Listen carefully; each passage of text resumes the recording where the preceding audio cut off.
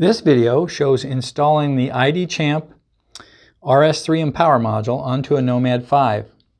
On the back of the Nomad there's a lip here and there's a lip here. Put it in there and then press down. Use a screwdriver to secure the two screws, and that's all there is to it. Once the device is attached, it's very securely attached and it's highly durable. Once it's installed, then you install the drivers. This could be done before the installation as well. The IDCM service and the SerialMagic Gears. And once the module is installed, launch SerialMagic Gears. It will close itself. You can open it again. You can see that it's green, seeing that it's attached. Here's a HID Prox card and it's posted.